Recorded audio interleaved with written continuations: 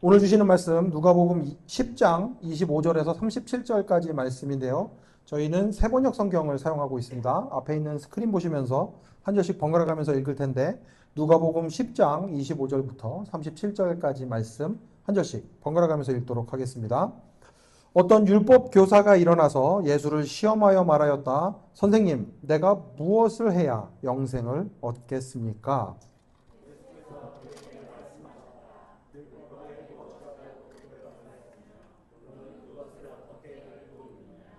그가 대답하였다. 내 마음을 다하고 내 목숨을 다하고 내 힘을 다하고 내 뜻을 다하여 주 너의 하나님을 사랑하여라 하였고 또 내 이웃을 내 몸같이 사랑하여라 하였습니다.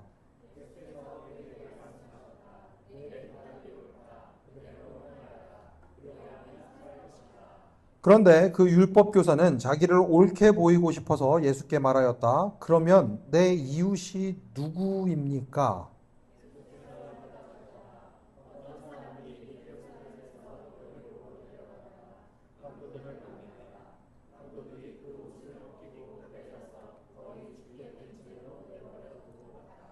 마침 어떤 제사장이 그 길로 내려가다가 그 사람을 보고 피하여 지나갔다.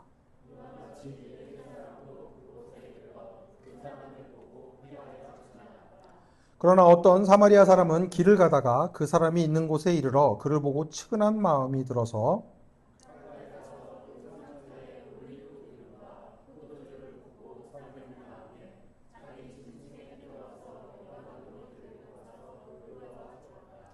다음 날 그는 두 데나리온을 꺼내서 여관 주인에게 주고 말하기를 이 사람을 돌보아 주십시오. 비용이 더 들면 내가 돌아오는 길에 갚겠습니다 하였다.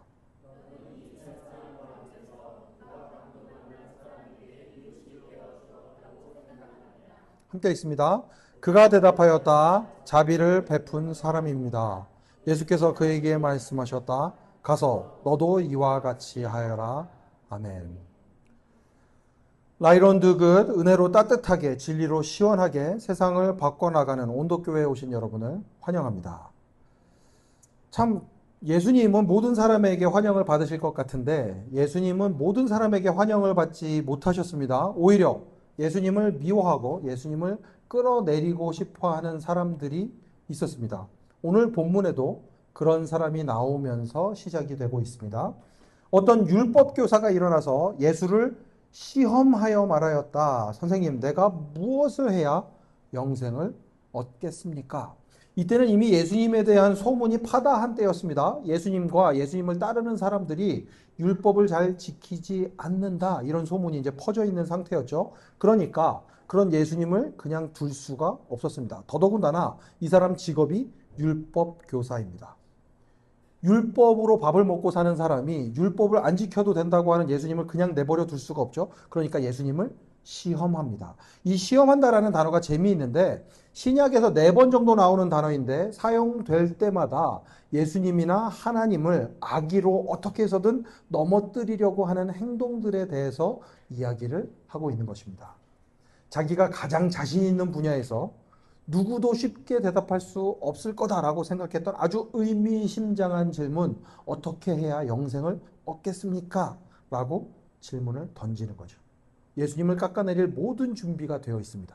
뭐라고 대답을 하든지 간에 가만두지 않겠어라는 마음을 가지고 있는 거죠. 예수님께서는 이 사실을 너무나도 잘 아셨기 때문에 질문에 대해서 질문으로 대답을 하시는데 예수님의 센스가 어마어마합니다. 이런 센스는 그리스도인들이 배워야 됩니다. 한번 보십시오. 예수께서 그에게 말씀하셨다. 율법에 무엇이라고 기록하였으며 너는 그것을 어떻게 읽고 있느냐. 이제는 끝났다라는 생각으로 질문을 던졌는데 그 질문이 자기 자신에게 돌아옵니다. 곤란하게 만들려고 했던 질문을 이제는 자기 자신이 답하게 생겼습니다. 심지어는 율법 교사인데 율법에 대해서 물어보는데 대답을 못하면 안 되는 거죠. 이 율법 교사도 그런데 보통 사람이 아닙니다. 적어도 자기 할 일에 대해서는 아주 제대로 하는 사람이었습니다. 그걸 어떻게 할 수 있는가? 다음 답변을 보면 이 사람 아주 율법에 능통한 사람이었습니다. 함께 있습니다. 27절 시작.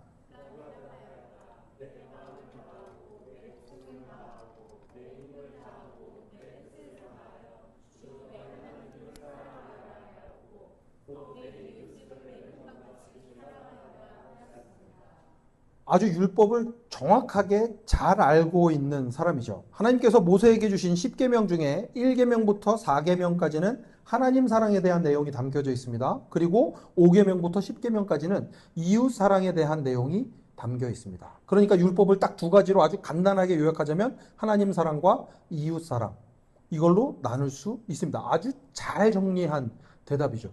예수님도 그 사실을 아셨기 때문에 아주 솔직하게 반응하십니다. 10절, 28절. 예수께서 그에게 말씀하셨다. 내 대답이 옳다. 그대로 행하여라. 그리하면 살 것이다. 예수님을 시험하려고 했는데 오히려 시험을 당했죠. 그리고 나서 오히려 자기가 답변을 해버렸습니다. 그러니까 굉장히 뻘쭘한 상황이 되니까 이 사람이 여기에서 한 걸음 더 나아가서 자기가 옳게 보이고 싶어서 예수님께 질문을 던집니다. 뭐라고요? 함께 읽습니다.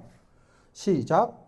그런데 그 율법 교사는 자기를 옳게 보이고 싶어서 예수께 말하였다. 그러면 내 이웃이 누구입니까? 와, 이 질문이 정말 중요한 질문입니다. 질문을 보면 그 사람이 어떤 생각을 하고 있는지를 알 수 있습니다. 어떤 생각을 하고 평소에 살아가는지, 이 사람이 이 질문을 던진 의도가 무엇인지, 그 사람이 가지고 있는 깊이를 알 수 있습니다. 지금 이 율법 교사의 질문, 내 이웃이 누구입니까? 라는 이 질문은 평소 그가 가지고 있는 생각을 그대로 보여주고 있습니다. 내 이웃이 누구입니까? 내 바운더리는 어디까지입니까? 어디까지를 내가 내 이웃이라고 해야 합니까? 내 가족이라고, 내가 사랑하는 사람이라고, 내가 돌봐야 하는 사람이라고 해야 합니까? 요거를 조금 더 냉정하게 이야기를 하면 어디까지 내가 사랑해야 합니까?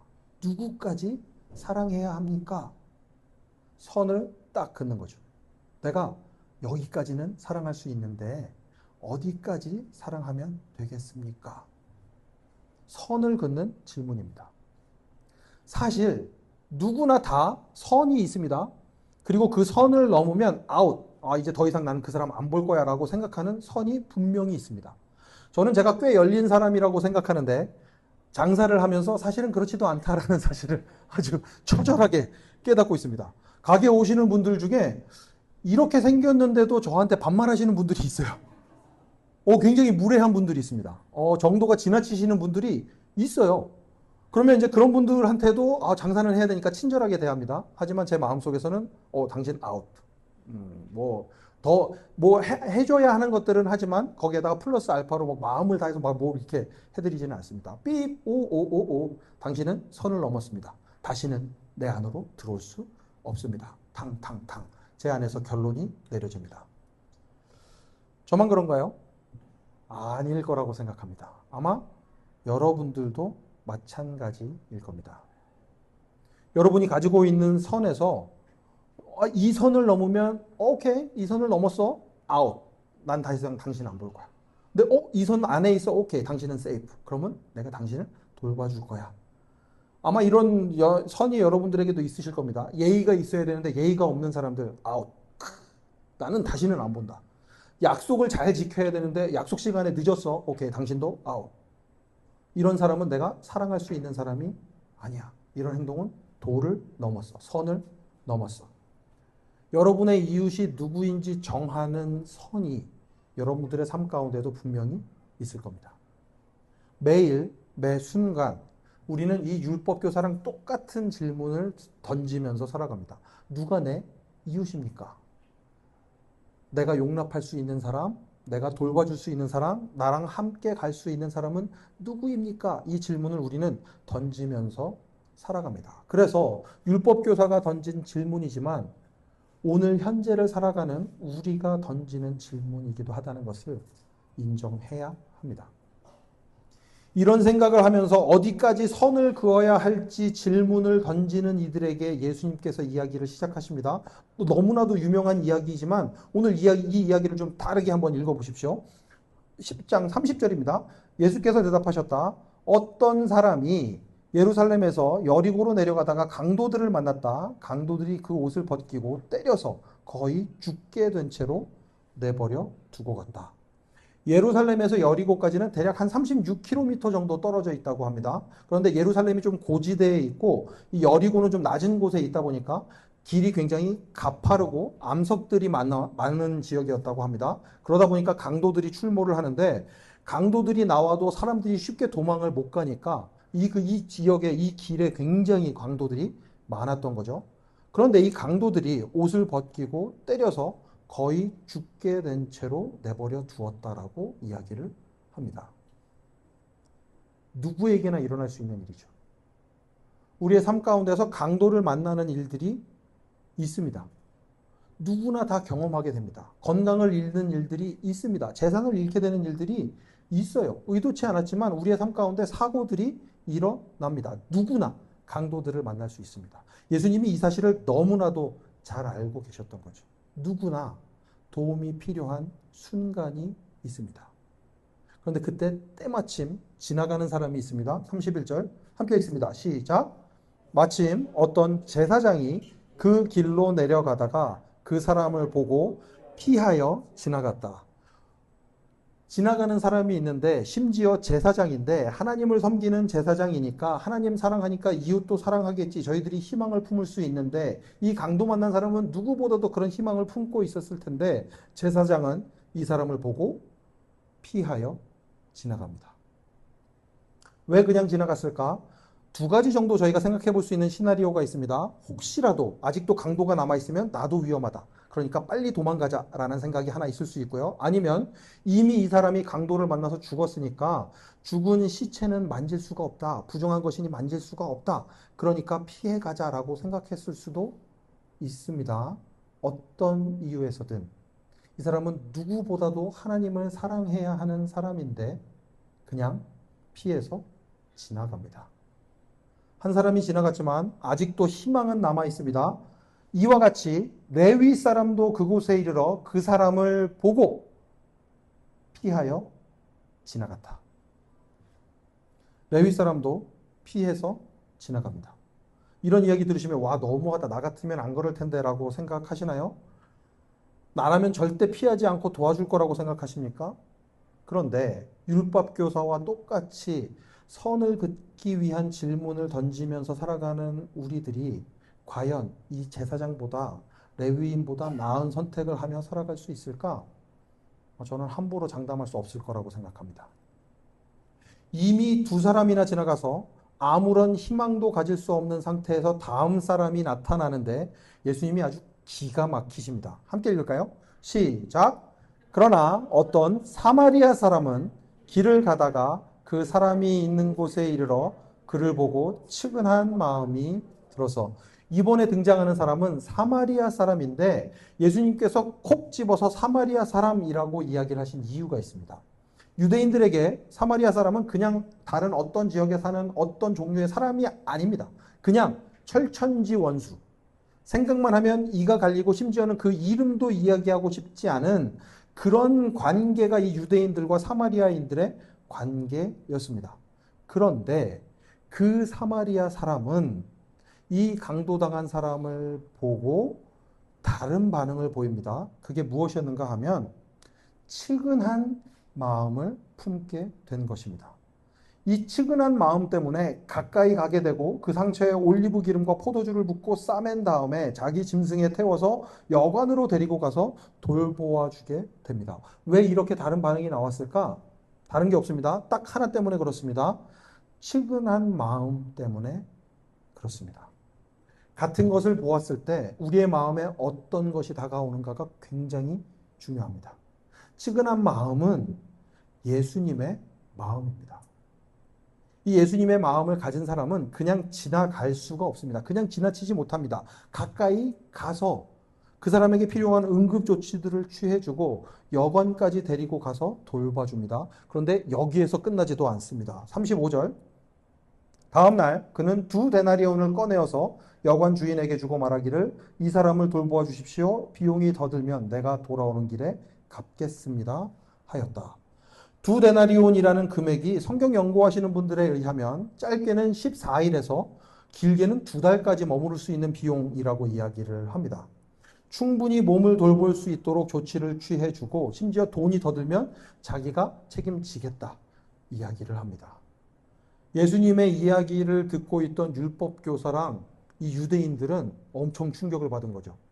유대인들 중에서도 유대인이라고 할 수 있는 제사장과 레위인은 그냥 지나갔는데 입에 이름도 담기 싫은 사마리아 사람이 이렇게 도와준다고? 말도 안 돼. 그런데 여기에서 예수님이 결정적인 질문을 던지십니다. 함께 읽습니다.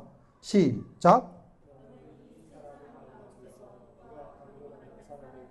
이웃이 되어 주었다고 생각하느냐? 이 질문이 결정적입니다. 예수님의 이 질문은 율법교사의 질문과는 완전히 다른 질문입니다. 내가 누구까지 사랑하면 됩니까? 내가 누구까지 사랑하고 누구까지 사랑하지 않으면 됩니까? 라는 선을 긋는 질문이 율법교사의 질문이었다면 예수님의 질문은 선을 넘는 질문입니다. 누가 이웃이 되어 주었습니까? 당신은 누구의 이웃이 되어 주고 있습니까? 예수님께서 물어보시는 거죠. 그래서 하나님 나라의 사람들은 선을 긋는 사람들이 아니라 선을 넘는 사람들입니다. 누가 사랑받을 자격이 있는가를 따지는 것이 아니라 내가 누구를 사랑할 것인지, 내가 어떻게 사랑해 줄 것인지를 고백하는 사람들이 하나님 나라를 살아가는 사람들이라는 것입니다. 하나님 나라의 그 선을 넘는 질문을 던지는 사람들은 이렇게 살아간다는 거죠. 저는 너무너무 감사하게도 이렇게 선을 넘는 질문을 던지는 분들을 만날 수 있는 기회들이 많았습니다. 벌써 10년도 더 된 이야기인데 한국에서도 그렇지만 미국에서도 이제 교회라는 간판을 보면 가끔 이렇게 찾아오시는 분들이 있습니다. 근데 미국에서 찾아오시는 분들은 약간 그 레벨우가 다릅니다. 그냥 보통 분들이 아니라 일단 알코올 중독부터 시작해서 드럭까지 굉장히 위험할 수 있는 그런 얘기들을 되게 많이 들었었거든요. 그런데 그 찬양교회에 있을 때 어떤 백인 여자분이 도와달라고 찾아온 적이 있습니다. 딱 봐도 정상처럼은 보이지 않는 분이었습니다. 저는 의심이 많은 사람이라서 도와달라고 이렇게 찾아온 사람들을 보면 저 사람 나한테 돈 받아서 뭐 하려고 그러지? 이제 이 생각부터 딱 드는데 그때 담임 목사님이셨던 허범기 목사님께서는 이분을 만나시고 나서 도와줘야겠다라는 생각을 바로 하셨습니다. 근데 이제 여자분이다 보니까 혼자서 다니실 수는 없으니까 사모님을 모시고 함께 여관으로 데리고 가서 바로 옆에 이제 인이라는 게 있었는데 거기에 데리고 가서 잘 자리를 마련해 주시고 음식들을 픽업해서 음식을 가지고 가서 함께 식사를 먹었다고 하는 이야기를 들었습니다. 기억이 확실하지는 않은데 이분이 아마 다른 기관에 연결될 때까지 계속해서 돌봐주셨던 것으로 제가 기억을 하고 있습니다. 이런 경험도 있었고요. 뉴저지에 있을 때 황주 목사님과도 비슷한 경험을 했습니다. 황주 목사님이 뉴저지 몰에 있는 홀푸드 앞을 지나가는데 어떤 분이 이제 팻말을 들고 있더랍니다. 나 지금 배고프고 돈이 없다. 나를 도와달라.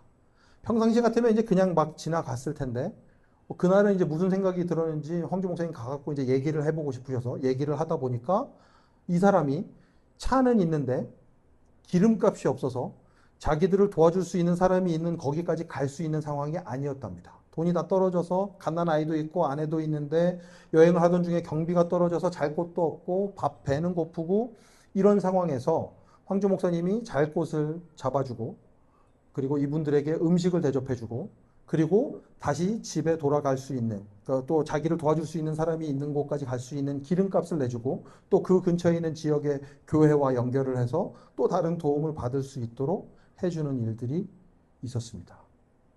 와, 역시 목사님들이니까 그렇게 하시나 보다. 이런 생각을 하시는 분들이 있을 것 같아서 제 동생 얘기도 좀 해드려야 될 것 같습니다. 제 동생이 20대 시절에 있었던 일입니다. 제 동생이 10,000원짜리를 자꾸 1,000원짜리로 바꿔서 이제 들고 다니는 거예요. 그래서 제가 물어봐요. 너무 신기해서. 야, 너 1,000원짜리를 들고 다니면 귀찮지 않냐? 왜 그렇게 들고 다니냐? 그렇게 물어봤더니 제 동생이 지하철이나 버스에서 또 이렇게 지나다니다 보면 그 당시만 해도 이제 구걸하시는 분들이 꽤 있었습니다. 그런 분들을 보면 자기는 그냥 지나치지 않기로 결심을 했답니다. 그래서 그분들을 만나면 뭐든지 간에 하여튼 드려야 되는데 10,000원짜리만 들고 다니면 10,000원을 드려야 되니까 1,000원짜리로 쪼개서 들고 다니다가 많은 분들을 도와주고 싶다라는 얘기를 제가 들은 적이 있습니다. 굉장히 소소하죠. 근데 저는 그 마음이 되게, 내 동생인데 이런 거는 좀 괜찮다라는 생각을 했습니다. 왜냐하면 저는 이렇게 구걸하시는 분들 보면, 저거 내 돈 받아갖고 다른 짓 하는 거 아닌가 하는 생각을 진짜 많이 했거든요. 그래서 도와드리고 싶어도 손을 중간에 멈췄던 적이 한두 번이 아니었습니다. 근데 제 동생은 보면 일단 도와드리겠다. 비록 1,000원짜리일지라도. 이런 생각이 되게 괜찮더라고요. 저한테도 얼마 전에 이런 일들이 있었습니다. 그 사고를 목격하게 됐습니다. 차를 타고 지나가는데 바로 앞에 있던 차가 운전을 되게 험하게 해서 옆에서 자전거를 타고 가시던 분이 급브레이크를 밟고 자전거가 그냥 이렇게 앞으로 해서 얼굴부터 빡 바닥에 부딪히시는 거를 제가 목격을 했어요. 와이프도 이제 옆에 있었는데 너무 놀래가지고 차를 일단 세워놓고 그분한테 가서 괜찮으신지를 물어보고, 그런데 이미 이제 손목이 부러지셨는지 손목이 이렇게 부어 오르고 얼굴에서는 피가 막 철철 나는 그런 상황이었습니다. 잠깐 차를 멈추고 바로 112에 신고를 해서 경찰이 오고 경찰에게 인수인계를 하고 모든 것들이 다 괜찮은지를 확인하고 그제서야 이제 그 자리를 떠나게 되었습니다. 그리스도인들은 이렇게 선을 넘는 사람들입니다. 선을 넘어야 되는 사람들입니다. 이웃이 되어 주어야 직성이 풀리는 사람들이 하나님 나라의 사람들입니다. 누가 이웃이 되어 주었다고 생각하느냐라는 그 예수님의 물음에 율법교사가 어쩔 수 없이 한 대답이 뭐였는가 하면 이거였습니다. 그가 대답하였다. 자비를 베푼 사람입니다.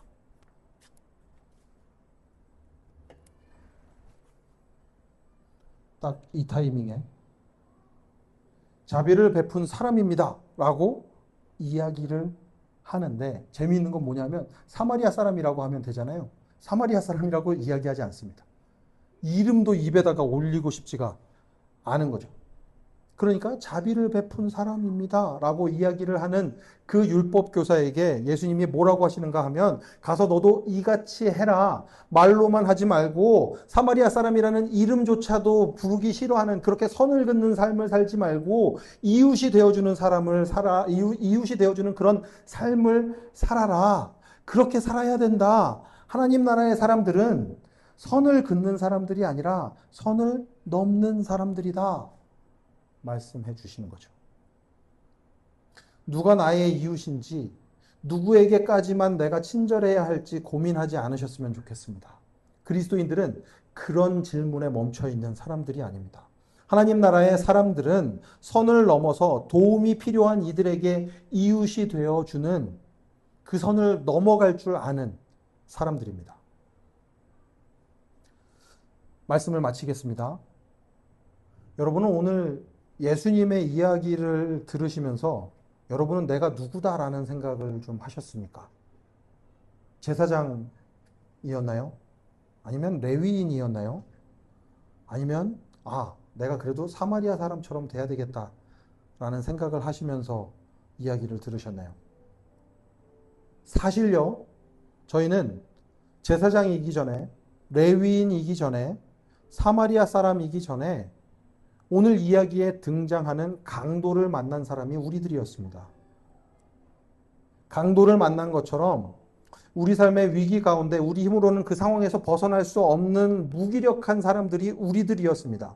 그런 우리의 삶으로 예수님이 다가오셨습니다. 우리를 불쌍히 여기시고 우리를 긍휼히 여기시고 선을 넘어 우리의 삶으로 들어오셔서 십자가에 달려 죽으신 분이 예수님이십니다. 그 예수님이 계셨기 때문에 우리가 회복될 수 있었고 살아날 수 있었고 하나님의 자녀로, 하나님 나라의 백성으로 살아갈 수 있게 되었습니다. 우리는 예수님의 선을 넘는 사랑을 맛본 사람들입니다. 그 사랑 때문에 사랑할 수 있는 거죠. 선을 넘어갈 수 있는 거죠. 선을 넘어서 도움이 필요한 이들에게 이웃이 되어주는 삶, 그게 하나님 나라의 백성들에게 주어진 삶입니다. 하나님 나라의 백성들은, 하나님 나라의 사람들은 누가 내 이웃인지 묻지 않습니다. 내가 누구까지 돌봐야 하고 언제까지 돌봐줘야 하고 누구까지 내버려둬야 이 사람까지는 이 사람부터는 안 해도 되는구나 이렇게 묻지 않습니다. 선을 긋지 않습니다. 누구의 이웃이 되어줄지, 내가 어떻게 사랑할지, 누구를 사랑해 줄 수 있을지 선을 넘는 질문을 합니다. 예수님이 우리를 그렇게 사랑하셨기 때문에. 우리가 먼저 사랑받았습니다. 우리가 먼저 용서받았습니다. 그러니 우리가 먼저 불쌍히 여김을 은혜를 받았으니 우리도 선을 넘어서 누군가의 이웃이 되어 주어야 합니다. 다른 사람들을 살리는 일을 그러니까 우리가 해야 하는 거죠. 세상을 하나님의 온도로 시원하게 따뜻하게 만들어야 하는 이유가 바로 여기에 있습니다. 먼저 선을 넘는 그 사랑을 맛본 사람들에게 주어진 의무입니다. 우리가 꼭 해야 할 일입니다. 하나님 나라 사람들은 선을 긋는 사람이 아니라 선을 넘는 사람들입니다. 예수님께서 먼저 우리의 이웃이 되어 주셨으니 우리도 다른 누군가의 이웃이 되어주는 삶을 살아야 합니다. 예수님은 우리를 그 삶을 위해서 부르셨습니다. 그 놀라운 삶으로 나아가는 여러분의 삶이 되시기를 간절히 축원합니다.